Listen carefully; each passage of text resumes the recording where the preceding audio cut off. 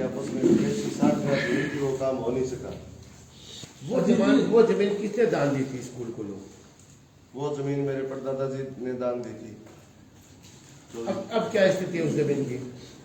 अब स्थिति ये है कि उस जमीन पे कब्जा हो चुका है उन्हीं का, संजीव जी बेनीवाल का कब्जा उस जमीन के ऊपर है और वो लगातार उस जमीन के ऊपर काश्त कर रहे हैं। अजीत जी, जिस प्रकार से कहा जा रहा कि ये टिकट तो कांग्रेस की आएगी नहीं, बलवान पूनिया ने कहा मेरी जेब में है, मैं टिकट आने ही नहीं दूंगा, कैसे हुआ ये चमत्कार? कहां से ले आए आपने टिकट? टिकट तो देखो हमेशा सेंटर के पास होती है, आला कमान नेताओं के पास होती है, किसी की जेब में नहीं होती। जबकि आप मान के चलो कांग्रेस और बीजेपी दोनों राष्ट्रीय पार्टियां हैं, उन दोनों पार्टियों के बारे में करीब 5-5, 7-7 जो कैंडिडेट होते हैं, टिकटार्थी होते हैं, वो सब यही कहते हैं कि टिकट मेरी जेब में है। आप बीजेपी का भी अगर उदाहरण देखें तो करीब 4-5 लोग मांग रहे थे और वो जनता को ये विश्वास दिला रहे थे कि टिकट उन्हीं के पास है, आप उनकी मदद करो।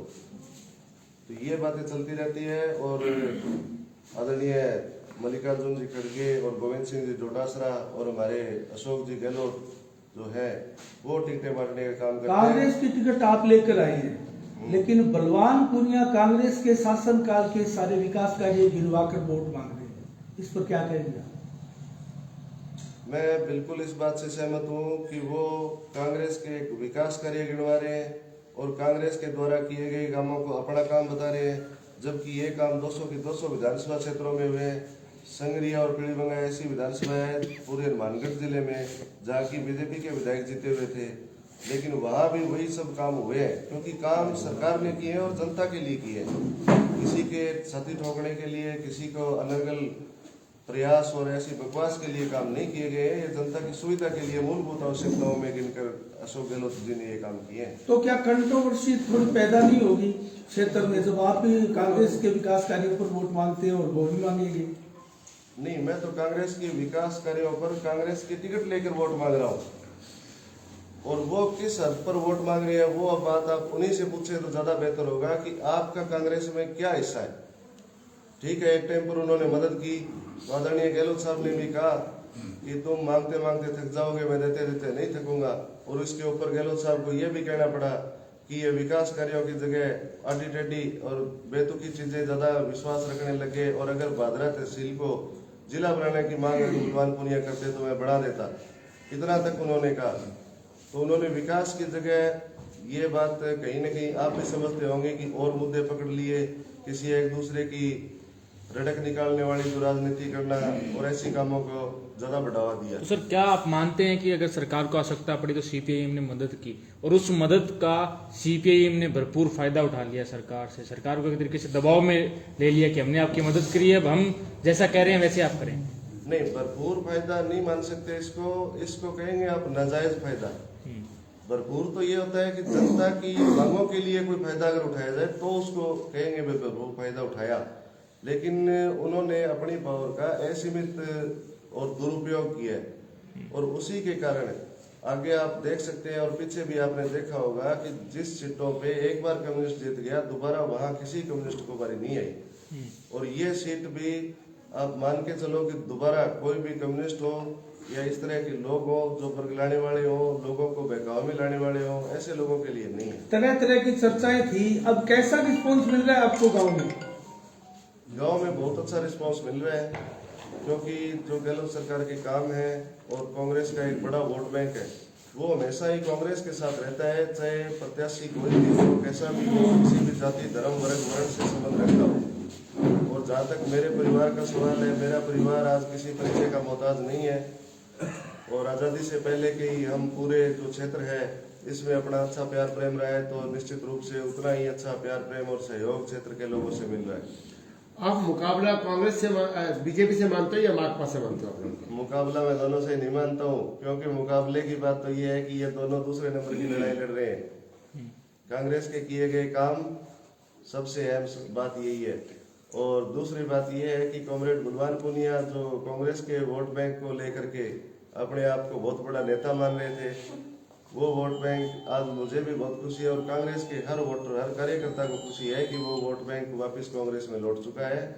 और रही बात बीजेपी की, तो बीजेपी का जो 2013 से 18 का शासन था, लोगों ने देखा है बहुत ज्यादा भ्रष्टाचार हुए, बहुत ज्यादा चिट्टा जैसे पदार्थों का सेवन लोगों को सिखाया गया, किया गया और ऐसे ऐसे काम हुए। तो इस कारण से मान के चलो।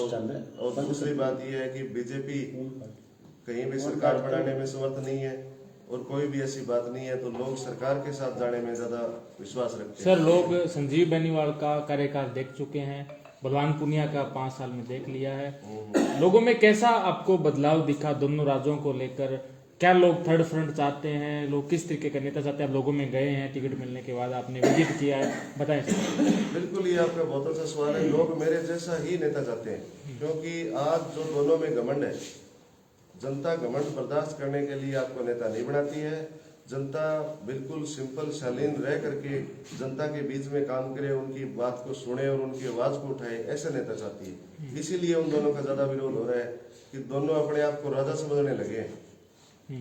सर, जो कांग्रेस की टिकट की डिमांड कर रहे थे, उनमें से कितने लोग आपके साथ हैं? उनमें से लगभग लोग हमारे साथ हैं, क्योंकि वो लोग कांग्रेस के ही थे। और जो 2-4 लोग, 1-2 जो लोग किसी और ने लगाए थे या किसी के बहकावे में आकर कांग्रेस की टिकट मांगने लगे थे, तो उन लोगों का तो काम ही है हर 5वें साल, हर 7वें साल वो लोग पार्टी और झंडा बदलने में विश्वास रखते हैं। तो ऐसे लोग कांग्रेस की विचारधारा से जुड़कर नहीं चल सकते। अजीत जी, माना जा रहा है कि माइनॉरिटी के वोट कांग्रेस के ही वोट हुआ करते थे, परंपरागत वोट। अभी सुनने में यह आ रहा है कि 3 धड़ों में पड़ रही है कांग्रेस। बीजेपी में भी कुछ लड़ा जा रहा है, कुछ कॉमरेड भी अपनी तरफ खींच रहा है, और कांग्रेस का तो फिर परंपरागत वोट बैंक है ही। तो आप कैसे उनको एकजुट करने का प्रयास कर रहे हैं? मुझे एकजुट प्रयास करने की जरूरत नहीं है, वो पहले से ही एकजुट है। इसका मतलब आप मानते हो कि वो कोई भी धड़े में नहीं बट रहे? बिल्कुल नहीं बट रहे। जैसे ही कांग्रेस का सिंबल अनाउंस हुआ, क्योंकि पहले एक दुष्प्रचार किया गया था, मैं भी मानता हूं और आप लोगों को भी पता है कि ऐसा दुष्प्रचार किया गया था कि कांग्रेस की टिकट मैं नहीं आने दूंगा, या लूंगा तो मैं लूंगा। ऐसा कई लोगों ने भ्रामक प्रचार, भ्रांतियां फैलाई थी।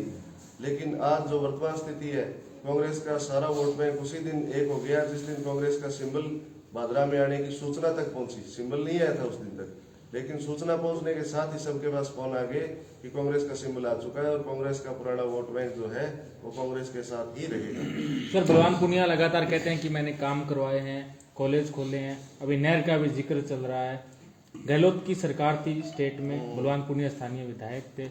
अब आप कांग्रेस की टिकट लेके आए हैं, बलवान पुनिया उन्हीं विकास कार्यों को गिनाकर वोट मांग रहे हैं, तो लोग वोट आपको दें, बलवान पुनिया को दें? ये बात लोगों को समझनी चाहिए कि इस बात का फैसला वो लोग करें। जब बलवान पुनिया विधायक बने थे, उसके तुरंत बाद के 1 साल के अंदर जो जो काम बलवान पुनिया ने किए, उसके आधार पर उनको वोट मांगने चाहिए थे, क्योंकि तब तक सरकार किसी कमजोरी में नहीं थी। और बलवान पुनिया ने क्या काम किए, उस 1 साल के काम वो बलवान पुनिया जी गिना देंगे और उनके आधार पर वोट मांग लेंगे। शहर का ब्लॉक अध्यक्ष आपके पास है और गांव का ब्लॉक अध्यक्ष बलवान पुनिया के पास है कांग्रेस का, तो वो कांग्रेस छोड़कर जा चुके हैं, इसीलिए उनके पास है। तो क्या उन पर विधिवत रूप से कार्रवाई हुई है अभी तक?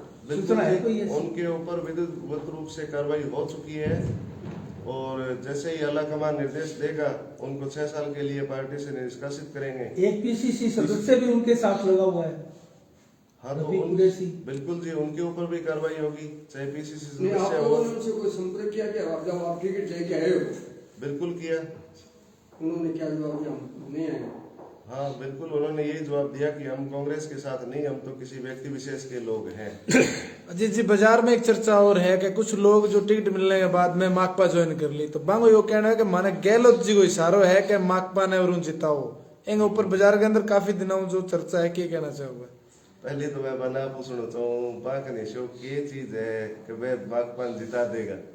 आप गांव को ब्लॉक करने लग रहे हैं, सरपंच जीता है, जीतन कौन लग रहा है, वह माकपा जिता देगा।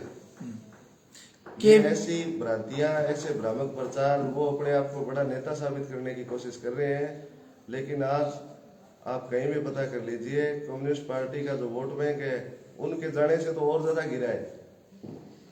सर, कांग्रेस के जो पूर्व लोग थे, यानी जयदीप रूडी जी थे, सतपाल नेहरा जी भी थे, और भी लोग थे।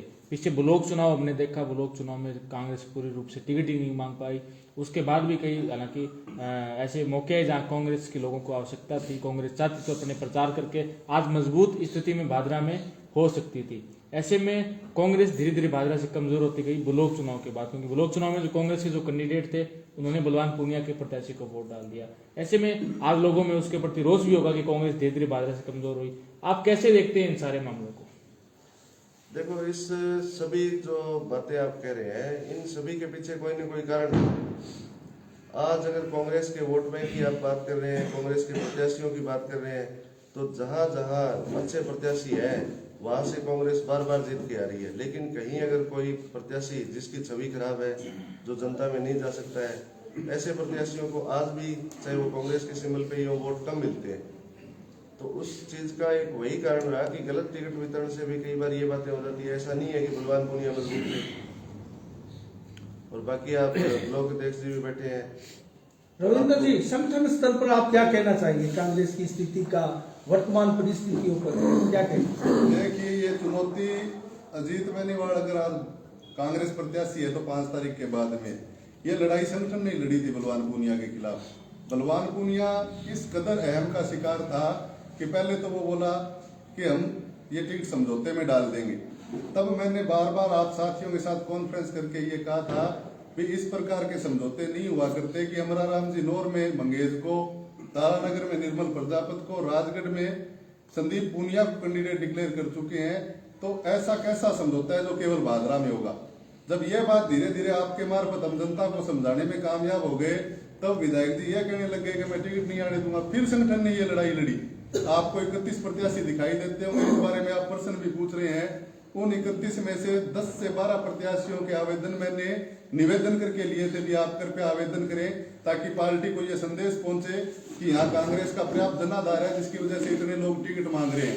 हमारा वो संघर्ष भी हम जीते और उसके परिणाम स्वरूप आज अजीत बेनीवाल यहाँ टिकट लिए हुए बैठे हैं और गाँवों में पुरजोर प्रचार प्रसार हम लोग कर रहे हैं। और मेरा संगठन जो मौलिक कांग्रेस संगठन है, जो दूसरे संगठन की आप बात कर रहे हैं, मैं उन पर टिप्पणी तक करना पसंद नहीं करता। लेकिन किन्हीं परिस्थितियों में एक ब्लॉक की जिम्मेदारी उनको सौंप दी गई और वो तो हमेशा से करते आए हैं, वो उन्होंने इस बार करके दिखा दिया। वो लोग वही लोग हैं जो 2013 में बीजेपी के साथ थे और 2014 में ये कहते घूमते थे, बोलो छोड़ो छोड़ो छोड़ो छोड़ो, इसकी बार मोदी को बढ़ाएंगे, मोदी को बढ़ाएंगे। मोदी से वो शिफ्ट हुए कांग्रेस की तरफ और कांग्रेस से वो शिफ्ट हो गए माकपा की तरफ। तो ऐसे लोगों की क्या ही चर्चा की जाए? गंभीर राजनीतिक परिदृश्य में ऐसे लोग चर्चा के भी काबिल नहीं है। और जैसा कि प्रत्याशी महोदय बता रहे थे कि ब्लॉक जीतने की स्थिति नहीं है, टिकट ब्लॉक की नहीं ले पाए। वो ब्लॉक की टिकट वहां पर कांग्रेस प्रत्याशी के सामने उनको चुनाव लड़ना पड़ा था और वो लड़े भी। तो उनकी आस्थाएं तो उसी दिन स्पष्ट हो गई थी वो कांग्रेस के प्रति कितने आस्थावान है। तो ऐसे लोगों के बारे में मैं तो कोई टिप्पणी करना नहीं चाहता। संगठन ने अपनी लड़ाई पूरे पारदर्शिता से दमखम के साथ लड़ी और संगठन अपने मुकाम पर पहुंचा और आज प्रत्याशी को लेकर के हम जनता के बीच में। अजीत जी, आप गांधीबीड़ी से ही हैं और गांधीबीड़ी से ही जो आपके परिवार के सदस्य हैं बीजेपी से संजीव बेनीवाल जी, तो क्या एक ही परिवार में 2 टिकटें जैसे आई हैं? पहले भी 1-2 बार पहले भी हो चुका है। इस बार क्या कुछ है गांधीबीड़ी का स्पेशली माहौल जाने, या लोग बाग क्या जिक्र कर रहे हैं कि परिवार में 2 टिकट आने से किसको वोट करे किसको नहीं, क्योंकि आपकी रिश्तेदारियां भी भादरा क्षेत्र में दोनों लोगों की है। ऐसे में क्या उम्मीद कर रहे हैं? देखो, उम्मीद की बात नहीं है इसमें। सभी समीकरण और सभी रूपरेखा जो है वो स्पष्ट है। उनकी टिकट बीजेपी से है और मेरे टिकट जो है वो कांग्रेस से है और पूरे संगठन के कारण, हमारी मजबूती के कारण वो टिकट आई है। पूरे संगठन ने उसमें संघर्ष किया। और रही बात वोट बैंक की, तो अपना वोट बैंक इतना मजबूत है कि वो 98 में एक बार विधायक बने और उसके बाद लगातार वो प्रत्याशी किसी न किसी पार्टी से रहे हैं और फिर भी वो गांव में अपना सरपंच नहीं जिता पाए, अपना ब्लॉक नहीं जिता पाए। तो आप उनको कहाँ मानते हैं, ये आप सोचिए। गांव में गांधीबीड़ी गांव का रिजल्ट आप आंशिक तौर पर बता सकते हैं कि किसके साथ ज्यादा है? गांव में आंशिक तौर पर यह है कि पहले भी रिजल्ट अपने साथ ही था, पिछला सरपंच अपना था, अब की बार भी सरपंच अपना जीता। और उसके बाद अगर देखा जाए तो उन्होंने लोकसभा जैसे झूठे मुद्दे खड़े किए जिसके कारण उनका वोट बैंक और ग्राफ और एक सामाजिक स्तर बहुत ज्यादा नीचे जा चुका है। ऐसे लोगों को गांव के लोग और नॉर्मल से जो सही लोग हैं एक अच्छी सोच के, वो लोग वोट करना पसंद नहीं करते। अच्छा सर, आपने वो जो जमीन का विवाद का मुद्दा बताया, अगर आप कांग्रेस से प्रत्याशी आप चुनाव जीतते हैं तो क्या आप उस मुद्दे को आगे बढ़ाएंगे? क्या उसमें कोई कार्रवाई, जो आप कह रहे हैं 5 किला जमीन उन्होंने अपनी दादा लाई जो कब्जा कर लिया जो स्कूल के नाम थी, क्या उसमें आप उस जमीन को छुड़वा पाएंगे अगर आप विधायक बनते हैं? बिल्कुल साहब, मेरा पहला काम यही होगा कि जो जमीनें जिसने भी की हो, मैं कोई ये नहीं है कि मैं उनका ही कह रहा हूँ, जिन्होंने भी जमीनों में ऐसी धांधली की है जिनके कागज पुख्ता रूप से हैं, चाहे वो 1000 बीघा वो भूमि हो जोड़पाइतन गोचर की, जिसके ऊपर लोगों के अभी तक केस चल रहे हैं, लोगों की 2-2, 3-3 बीघा जमीन खुद की बिक गई उन जमीनों के चक्कर में, तो ऐसे लोग किसी का भला नहीं करते हैं। निश्चित रूप से मान के चलिए, आप उन लोगों से पूछिए जिनके साथ ये हो रहा है, वो लोग बहुत लंबे समय से केसों में अटके हुए हैं, उनके साथ मारपीट के और ऐसे केस बहुत ज़्यादा हो गए।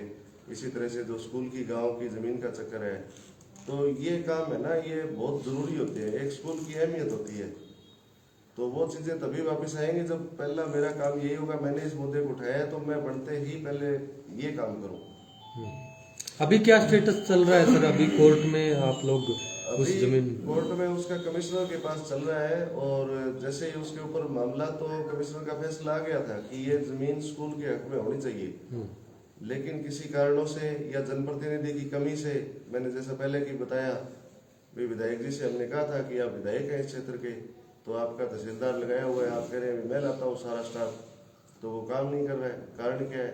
हमने सवाल उठाए थे, तहसीलदार जी पर भी उठाए थे, उस टाइम जय कौशिक जी थे, लेकिन तभी भी वो काम हुआ नहीं था, और उनको एक पूरा मौका दिया गया स्टे का, लेकिन स्टे अभी तक उनको मिला नहीं है।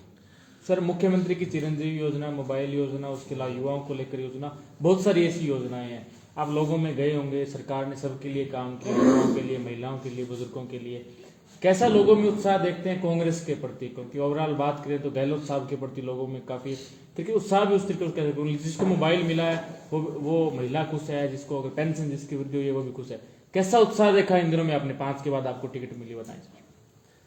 देखो, निश्चित रूप से अशोक गहलोत जी मुख्यमंत्री ऐसे मुख्यमंत्री हैं जो राजस्थान ही नहीं बल्कि पूरे देश में और एक बहुत बड़े लेवल के ऊपर इन सभी योजनाओं को आज जो प्रचारित हो रही है ना, वो सभी योजनाएं आज हर क्षेत्र में, हर राज्य में, हर युवा, हर बुजुर्ग, हर महिला और हर आदमी ऐसी योजनाएं चाहता है। ऐसे अगर आप चर्चा किसी अन्य स्टेट के लोगों से करोगे तो आपको पता चलेगा। तो निश्चित रूप से कांग्रेस की सरकार 120 सीटों के लगभग या उससे ज्यादा बन रही है और अच्छी योजना है। चुनाव के मतदान के 10-12 दिन है और माकपा, भाजपा और निर्दलीय बड़ी सभाएं कर रहे हैं। ठीक, आपका जनसंपर्क चल रहा है, क्या आप भादरा कस्बे में कोई बड़ी सभा भी करोगे? देखो, बड़ी सभा की अगर बात करें तो हमारा विचार बड़ी सभा करने का कम है, क्योंकि हमें टाइम कम मिला। इस कारण हम चाहते हैं कि जनता से ज्यादा संपर्क डायरेक्ट किया जाए, जिससे कि उन सभी लोगों के साथ मिलकर के मुख्य काम वोट का होता है और बाकी फैसला पूरी टीम लेगी। मेरे अकेले का फैसला नहीं है, मैं अकेला कोई भी फैसले नहीं ले सकता हूँ। हमारे ब्लॉक अध्यक्ष है, हमारी पूरी कमेटी है, तो उन सभी के वो फैसले। प्रदेश से भी कोई नेता ऐसे आपकी सभाओं के लिए आएगा? जैसे आप बड़े अगर हम सभा करेंगे तो बड़े गांव भी है, वहाँ भी आप सभा तो करोगे, तो वहाँ से भी कोई प्रदेश का ऐसा कोई मैसेज है कि हमारे बड़े नेता आएगा? उन्होंने नाम बता दिए 2-3 जनसभा, कहीं में से आपको एक अलॉट कर दिया जाएगा अगर आप बड़ी जनसभा करेंगे। अजीत जी, कितने टीमों के साथ आप विधानसभा में जनसंपर्क कर रहे हैं या फिर आप अकेले फिर रहे हैं? अकेले नहीं है, कांग्रेस की पूरी टीम है और कांग्रेस के जो भी पदाधिकारी हैं जनसंपर्क में साथ हैं और सभी अपने अपने हिसाब से कांग्रेस को मजबूती दे रहे हैं, क्योंकि ये मेरा अकेले का काम नहीं है। ये आदरणीय रविंद्र मोटसरा जी हैं ब्लॉक अध्यक्ष, और उसके बाद विक्रम सिंह जी हैं, मालचंद जी हैं, शबीर खान जी हैं, भौर खान जी हैं, हरी सिंह जी बरोड़ हैं, तो दयानंद बिरवाल जी हैं, पीसीसी सचिव हैं, तो सभी लोग, क्योंकि ये मेरा अकेले का चुनाव भी नहीं है और ये मेरी अकेले की कोई पार्टी भी नहीं है। इस पार्टी में सभी लोगों का अहम महत्व है, और क्योंकि आगे कहीं ना कहीं और भी जो चुनाव होंगे, आगे लोकसभा का चुनाव भी आएगा, आगे ब्लॉक के चुनाव भी आएंगे, जिला परिषद के चुनाव भी आएंगे, तो अलग अलग चुनाव के लिए अलग अलग तरह की तैयारियां भी होती है, तो वो सभी तैयारियां पूरी टीम मिलकर कर रही है। आप सर आवेदन करने वालों में से आपको टिकट मिला है। अब बात करें आवेदन की तो 34 आदमियों ने आवेदन किया, उनमें से अब आपके साथ शायद 10 से 12 लोग घूम रहे हैं। बलवान पूनिया जी ने चर्चा की थी कि मैं टिकट को समझौते में ले आऊंगा, हालांकि टिकट आगे पार्टी के पास सर्वे भी थी, फिर भी सर टिकट इतनी लेट हो गई। नामांकन से मैच आपको 2 दिन या 1 दिन पहले टिकट मिलती है, लगभग छह लिस्ट आ गई, छठी सूची में आपका नाम आता है, ऐसे में आपको समय भी बहुत कम मिल पाया। क्या कारण से सर इतनी लेट टिकट होने का? वो तो ऊपर आला कमान का जो सिस्टम है, उन्होंने ऐसा नहीं है कि सिर्फ भादरा की टिकट लेट हुई है, 45 लोग और भी थे। बीजेपी की लास्ट सूची थी, उसमें भी बहुत सारे नाम थे, और अपने हनुमानगढ़ के बड़े नेता जो राम प्रताप जी हैं, पहले कृषि मंत्री भी रहे थे, उनकी टिकट भी मेरे से 1 दिन और बाद में मिली है। तो ऐसी कोई बात नहीं है, वो तो पार्टी का सिस्टम है, पार्टी जिस टाइम सिंबल देती है उसी टाइम देती है। अजीत जी, यदि आप जीतते हैं तो कांग्रेस की इन गारंटियों के अलावा भादरा शहर के लिए, आप सुव्यवस्था के लिए आपकी क्या विशेषताएं या क्या विशेष प्रतिबद्धताएं रहेंगी? भादरा शहर की सुव्यवस्था के लिए सबसे पहले तो भादरा में जो जल भराव की समस्या है, और उसके बाद जो गांव में पीने के पानी की समस्या है, उसका निदान करने का प्रयास किया जाएगा। उसके बाद जो रेगुलेशन सही तरीके से नहीं बना, इन लोगों ने रेगुलेशन को इतनी बुरी तरह पीट दिया कि लोगों की बारियां सही तरीके से नहीं आ रही। जो लोग खेती करते हैं वो इस बात को समझते हैं कि सिंचाई पानी की व्यवस्था को दुरुस्त करना कितना अहम काम होता है और होना भी चाहिए, तो ये जरूरी काम है। और इसके अलावा भी अगर क्षेत्र के हिसाब से कोई भी मुख्य काम होंगे तो किए जाएंगे। में जो सीवरेज अव्यवस्था फैली है उसके लिए, भादरा में जो सीवरेज अव्यवस्था फैली हुई है उसके लिए तो मैंने सबसे पहले बताया है ना कि पानी निकासी की व्यवस्था तो सीवरेज से ही होगी। भीम सिंह जी, आपको 2008 में टिकट मिली थी, समझौते में थी, इन लोग की टिकट लेकर आप आए थे, भाजपा भी समझौते में थी, परिस्थितियां अलग थी उस समय। अब उत्तर कांग्रेस की टिकट लेकर मैदान में है, आपके लिए कितनी बड़ी खुशी की बात है और क्या मैसेज संदेश देंगे, किस प्रकार की तैयारियां चल रही? मुझे बहुत खुशी हुई है कि पुत्र को कांग्रेस पार्टी ने टिकट दिया, और गांव में जहाँ जहाँ भी मैं गया हूँ, शहर पूरे में डोर टू डोर किया है, लोगों को बहुत बढ़िया रिस्पॉन्स है। 2008 में क्या हुआ कि जिन लोगों को, मैं किसी का व्यक्तिगत नाम नहीं लेना चाहूँगा, ऑफिस का इंचार्ज बनाया हुआ था, जो हमारे यहाँ हरियाणा से प्रभारी लगाए गए थे, और जो मेरे साथ उस समय के जनप्रतिनिधि थे, और उससे अलावा भी कुछ लोग ऐसे थे जिन्होंने एक साजिश के तहत ये अफवाह फैला दी कि भाई भाइयों का समझौता हो गया, जो आज चल रही है। कभी कॉमरेड वाले कहते हैं कि हमारे पक्ष में हो गए, कभी वो कहते हैं, तो वो इस बात को भूल जाएं, हम किसी के पक्ष में नहीं हैं, हम सिर्फ और सिर्फ भादरा की जनता और कांग्रेस के पक्ष में हैं, और कांग्रेस के लिए वोट की अपील करते हैं। और कांग्रेस पार्टी के जो वोटर हैं वो बहुत अरसे से ये तमन्ना लिए हुए बैठे थे कि भी कांग्रेस की टिकट आए और हम कांग्रेस को वोट दें। आज कांग्रेस की स्थिति ये है कि जहाँ भी हम जाते हैं, वोट की अपील करते हैं, उससे पहले ही लोग कहते हैं कि हम बहुत लंबे समय से इंतजार कर रहे थे कि भी भादरा में कांग्रेस की टिकट आए, और 300 साथियों ने मिलकर के जो मेहनत की उसकी वजह से कांग्रेस ने अपना प्रत्याशी भादरा में चुना, और आज भादरा की जनता इन दोनों को पछाड़ते हुए तीसरे कांग्रेस के प्रत्याशी को विजय श्री दिलाएगी। इन लोगों के पास तो 10-10 हज़ार की जो भीड़ है वो अपनी साथ में लिए घूम रहे हैं, जिनके ज़्यादा से ज़्यादा 40, 45, 50 हज़ार वोट हो सकते हैं, लेकिन कांग्रेस का जो वोटर है वो अपने आप में संयमित और सुदृढ़ है, और वोटिंग के समय वो अपना वोट करेगा, और उससे कांग्रेस की निश्चित भादरा में विजय होगी। और ऐसे जो अफवाह फैलाने वाले लोग हैं, आज भी मेरे को कोई कह रहा था कि घोटरा गांव में एक गाड़ी गई कि उसको समर्थन दे दिया, इसको जब हम वीडियो बनाने लगे वो भाग गया। तो ऐसे लोगों से मैं भादरा की जनता से और आपके माध्यम से ये कहना चाहूँगा कि ऐसे भ्रामक प्रचार से बचा जाए और भादरा की जनता को बचाया जाए। उसमें भी ऐसी अफवाह फैली थी, और उन्होंने हमारे जो कांग्रेस उसमें जो हमारी इनलों की गाड़ियां थी उन पे कांग्रेस के झंडे बंधवा करके अफवाह फैला दी कि संजीव बेनीवाल को समर्थन दे दिया। न हमने उसमें समर्थन दिया, न आज दिया, और न कभी जिंदगी में देंगे। नहीं, माकपा के लोग अब भी इस प्रकार का भ्रामक प्रचार कर रहे हैं। क्या उसका भी आप खंडन? बिल्कुल खंडन करते हैं ऐसे लोगों का, चाहे वो माकपा का हो, चाहे बीजेपी का हो, चाहे किसी भी दल का हो। हम किसी को भी एक वोट की भी छूट नहीं देंगे कि वो कांग्रेस को वोट को चूस के। भीम सिंह जी, जिस प्रकार से वैसे तो कांग्रेस हर विधानसभा में टिकटें देती है, लेकिन यहाँ संगठन ने टिकट की लड़ाई लड़ी और जिसके साथ लड़ाई थी विधायक बलवान पूनिया, उन्होंने तरह तरह के दावे किए, मेरी जेब में है, आदि आदि फला फला। लेकिन उस लड़ाई के ऊपर उस विधायक के लिए क्या कहेंगे आप? अब आप भी जानते हो उस विधायक के लिए वो सारे दिन बस ऐसी बातें करता रहता है, तो मैं उसके बारे में क्या कहूं? भीम जी, आपको बड़ा राजनीतिक लंबा अनुभव है, आप चुनाव भी लड़े हो, कांग्रेस का 5 साल का कार्यकाल देखा है, उससे पहले आपके भाई संजीव बेनीवाल भी बीजेपी के बने, उनके कार्यकाल को किस प्रकार देखते हो? देखो, मैं आपको बताता हूँ, आपने ये प्रश्न पूछ लिया। जैसे ही 98 में संजीव बेनीवाल एमएलए बना, एमएलए बनने के बाद उसने एक तरह में की जो भू माफिया की दिमक थी वो सिस्टम में लगा दी और वो भादरा तहसील के जोड़ पायतन गोचर स्कूल की सब जमीनों को चट कर गए। और उस दिमक 2013 में वो दिमक तो बीजेपी में चली गई, पर उस दिमक के कुछ जीवाणु कांग्रेस में रह गए जो आज भी वो इधर उधर भाग गए। जिस प्रकार से विधायक, वर्तमान विधायक के आप क्योंकि अनुभवी पुराने लीडर हैं, वर्तमान में कभी कुत्ता, कभी कुछ, कभी मैं माँ हूँ, इस प्रकार के भाषण जो आ रहे हैं, इसका स्तर आप कैसा मानते हो?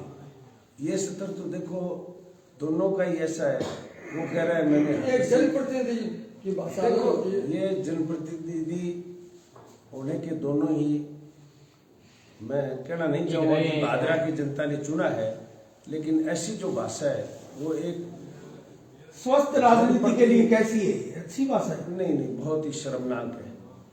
वो भी कह रहे हैं भैंस नहीं खरीद सकता, वो कह रहे हैं जमीन खरीद ली।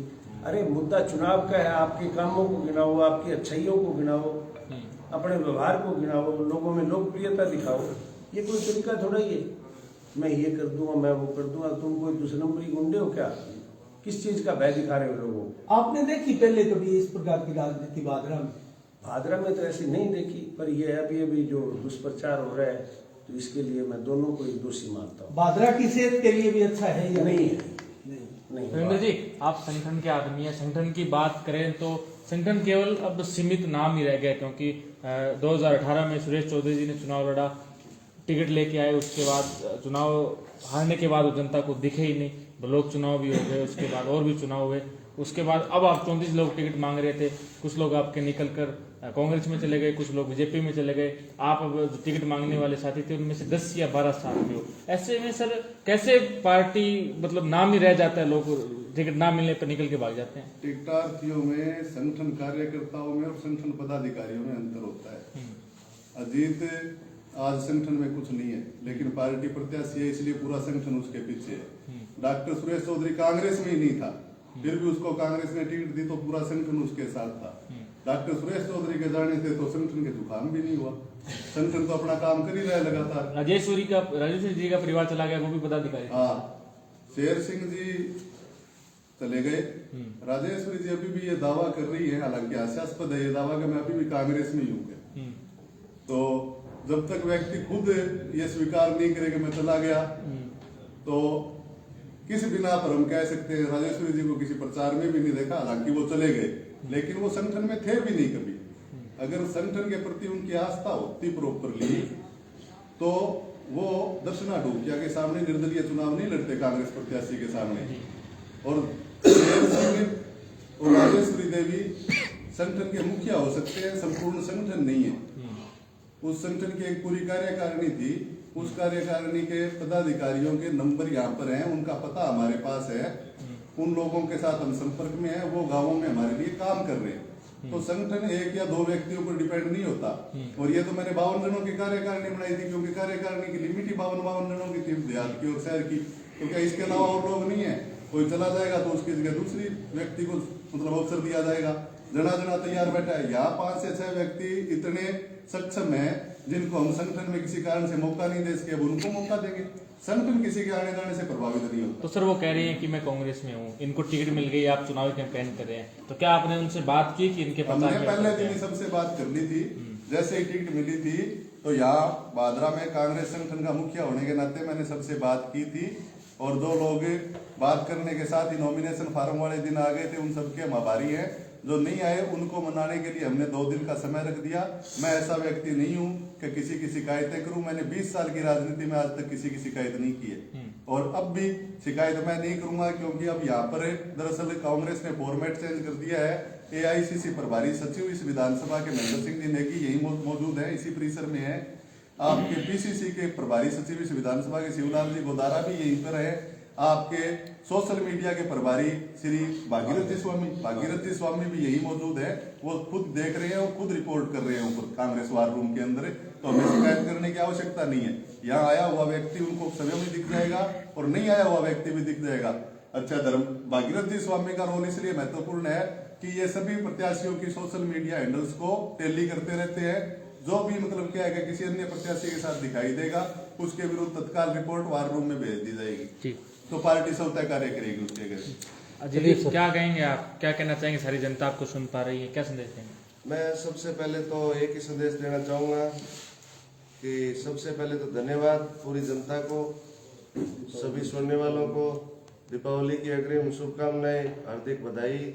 और जो कांग्रेस को प्यार, प्रेम, सहयोग और आशीर्वाद दिया है और वोट देने का वादा किया है उसके लिए धन्यवाद। और उसके बाद एक बात आपसे भी कहना चाहूँगा कि आप सभी पत्रकार सवाल पूछते हैं तो जो आरोप किसी भी नेता पर लगे, आप उस नेता के पास जाकर उस आरोपों के बारे में सवाल पूछिए। अब जैसे स्कूल की जमीन का मैंने बताया तो आपका भी फर्ज बनता है कि आप जाकर बीजेपी प्रत्याशी संजीव जी बेनीवाल से पूछें कि क्या ये आरोप सही है और क्या दिखाए गए कागज और हमें दिए गए कागज सही है, और क्या वो 1000 या 1100 किला भूमि जो उन्होंने 98 से 2003 के बीच में औने पौने दामों में बेचने का काम किया वो बात सही है।